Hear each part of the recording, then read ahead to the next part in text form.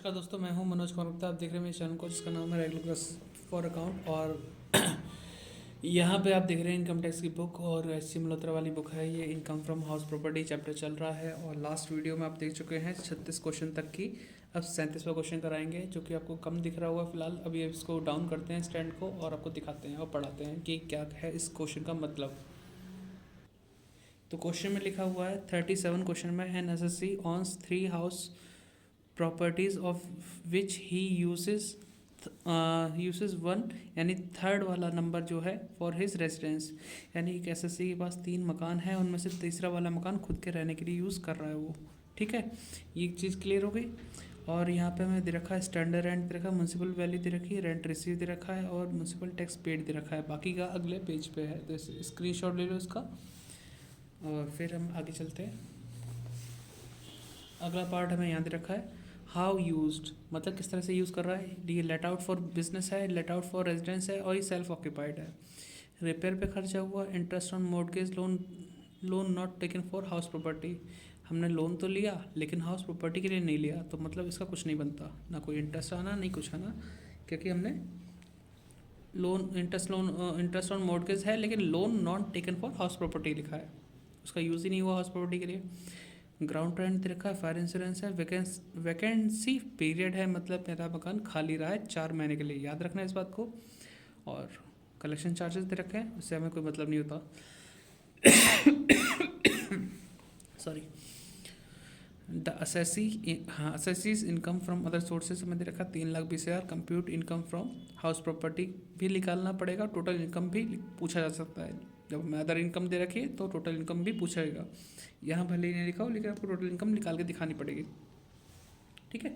और नहीं निकालोगे तो आपका आंसर सिर्फ 10,000 ये इतना ही आएगा, अदरवाइज इसमें जोड़ दोगे तो टोटल इनकम आ जाएगी। ठीक, क्वेश्चन करके दिखाते हैं आपको, स्क्रीनशॉट इसका भी ले लो। क्वेश्चन का सॉल्यूशन थोड़ा बड़ा हो सकता है क्योंकि 3 बार सॉल्व करना पड़ेगा। और क्वेश्चन नंबर है 37, फ्रेम में आ रहा है computation taxable income from house property for the assessment year 2021-22। ठीक है। पहला पॉइंट फर्स्ट हाउस, इसको यूज़ करेंगे। इसका यूज़ किस लिए हुआ था, लेट आउट फॉर बिजनेस था, किराए पे दे रखा है और ये मकान खाली भी रहा है 4 महीने। ठीक है, इसमें कैसे करेंगे, सबसे पहले लिखेंगे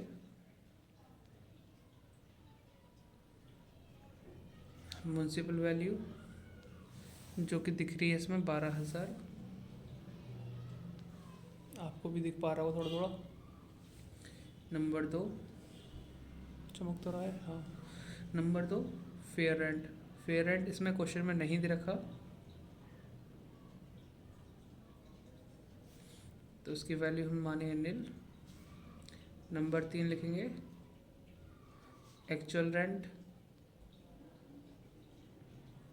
एक्चुअल रेंट हमें दे रखा है रेंट रिसीव 12,000। ये 12,000 जो किराया मिला है वो हो सकता है कि 4 महीने जो खाली बोला है ना 8 महीने का हो, क्योंकि हमें रिसीव लिखा हुआ है, यानी कि हमें सिर्फ 8 महीने का किराया मिला क्योंकि 4 महीने तो खाली रहा।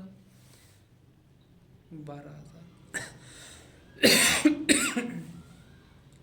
फिर चौथा पॉइंट आएगा स्टैंडर्ड रेंट। स्टैंडर्ड रेंट दे रखा 13,000। जब बात की गई है मकान खाली रहा 4 महीने और 4 महीने में किसी ने यूज़ नहीं किया, मतलब मकान मालिक खुद जाके यूज़ नहीं कर रहा, उस केस में हम क्या करते हैं, उस केस में हम कोई कंपैरिजन नहीं करते, हम एक्चुअल रेंट को ही क्या मान लेते हैं, gross annual value. Gross annual value 12,000। फिर हम यहाँ लिखेंगे लेस म्यूनसिपल टैक्स जो कि 2,000 दिया है। म्यूनसिपल टैक्स 2,000 दिया तो ये आ जाएगा आपका 10,000। Annual value less deduction under section 24 first 30% of A B 3000 आ जाएगा। 10,000 का हम जो सॉल्व करेंगे, इंटरेस्ट ऑन लोन नहीं है, नील कर दो, तो ये आ गया 7,000। Income from H P. Second house जो था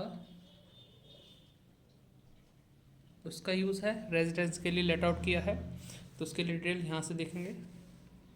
अब वो तो खाली नहीं है, खाली तो सिर्फ पहला वाला था, तो आप कैसे करेंगे, तो आप इसे नोट डाउन करते रहना जितना आपको दिख रहा है, ठीक है। वीडियो पॉज करो, नोट डाउन कर लो। यहाँ लिखेंगे वही सेम म्युनिसिपल वैल्यू जो कि है यहाँ पे 4,000। फिर है आपका फेयर रेंट जो कि नहीं दिख रहा है इस क्वेश्चन में लिखा हुआ, नील कर दो। फिर है आपका एक्चुअल रेंट, एक्चुअल रेंट हमारा है 4800। नंबर 4 हो जाएगा स्टैंडर्ड रेंट। मैं स्टैंडर्ड रेंट कितना दे रखा है 3600, ठीक है। अब आपका कोई मकान खाली तो रहा नहीं ये वाला सेकंड वाला, तो अब नॉर्मल आप एक्सपेक्टेड निकालोगे। और एक्सपेक्टेड कैसे निकालते हैं भाई, म्युनिसिपल वैल्यू फेयर रेंट में ज़्यादा कौन सा है, 4,000 म्युनिसिपल वैल्यू, लेकिन 4,000 तो 3600 से ज़्यादा है, ये 4,000 स्टैंडर्ड रेंट से ज़्यादा हो रहा है, तो उस केस में स्टैंडर्ड रेंट ही आएगा एक्सपेक्टेड में,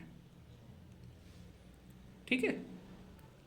या फिर कुछ टीचर इस तरह से बता सकते हैं आपको कि इन दोनों में से ज़्यादा कौन सा है 4,000। अब स्टैंडर्ड रेंट और इन दोनों में कम कौन सा है स्टैंडर्ड रेंट, तो इस तरह से आ गया। तो कहने वहने की बात अलग अलग है, लेकिन चीज़ वही सेम आती सामने। फिर आएगा actual rent same to same, कितना लिखा था 4800। अब इन दोनों में से ज़्यादा कौन सा है 48। अब इसको मैं अगले पेज पे करूँगा क्योंकि जगह ख़त्म हो चुकी है, तो उसको लिखूँगा ग्रॉस एनुअल वैल्यू से, ठीक है, इसी के नीचे, क्योंकि हम यहाँ पे लिख देते हैं ना ग्रॉस एनुअल वैल्यू में विच एवर इज़ हायर, तो हायर क्या है ये है 4800। तो आप लिख चुके होंगे मुझे लग रहा है, पेज पे लट रहा हूँ मैं। ग्रॉस एनुअल वैल्यू 4800, ठीक है, minus municipal tax, municipal tax दे रखा था 500, तो 500 माइनस करूँगा तो ये हो जाएगा आपका 4300। ये हो गया हमारा annual value less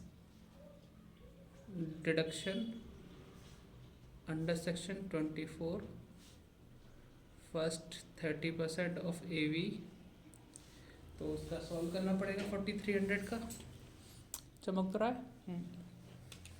4300 into 30% 1290।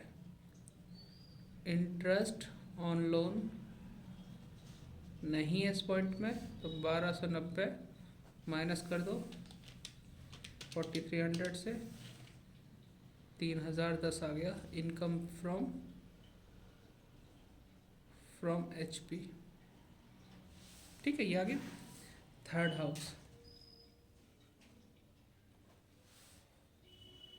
Third house इसका यूज़ हुआ है फॉर सेल्फ रेजिडेंस, खुद के रहने के लिए। तो इस केस में क्या होता है, स्टार्टिंग होती है ग्रॉस एनुअल वैल्यू, ठीक है, nil less municipal tax nil, answer आएगा annual value nil less deduction under section 24 30% of A B, क्या रहेगा नील, जब नील का 30% ये भी इंटरेस्ट और लोन तो है ही नहीं इस क्वेश्चन में, तो भी नहीं, तो हमने सिर्फ फॉर्मेट को फॉलो किया है और अपने नंबर बना लिए, तो आंसर आया इसका नील। इनकम फ्रॉम HP, ठीक है, ये आ गया हमारा। अब total taxable income from HP क्या हो जाएगा, पहले में 7,000 आया था, दूसरे में 3,010, तीसरे में नील, तो 10,000 10 आ गया, ठीक है, यहाँ तक तो आंसर आ गया। लेकिन क्वेश्चन में था अदर सोर्सेज इनकम, तो साथ में ये पॉइंट देते थे पहले कि टोटल इनकम भी निकालो। अगर टोटल इनकम निकालनी पड़ती तो कैसे निकालते, वैसे पूछा नहीं है तो भी तो कुछ ज़रूरत नहीं है, लेकिन निकालना चाहोगे तो कैसे निकालोगे, computation of total taxable income for the assessment year 2021 और 22। फर्स्ट भाई इनकम फ्रॉम HP कितना था वो लिख देंगे 10,010, फिर इनकम फ्रॉम अदर सोर्सेज, देख पा रहे हैं कितना देखा, 3,20,000, 3,20,000, 3,30,000, 10 रुपये हो जाएंगे टोटल इनकम। तो इस तरीके से होगा, आप इसे नोट डाउन कर लो, शायद दिख पा रहा होगा आपको, ठीक है। तो उम्मीद करता हूँ समझ में आया होगा आपको। तो वीडियो को लाइक करो, शेयर करो, चैनल को सब्सक्राइब करना नए हो तो, अगर और पुराने हो तो शेयर करना ज़रूर कॉलेज फ्रेंड में। मिलते हैं नेक्स्ट वीडियो में। तो 37वां क्वेश्चन हो गया, 38वें क्वेश्चन मिलेंगे। अब जल्दी जल्दी कोशिश है डेली वीडियो मिले आपको।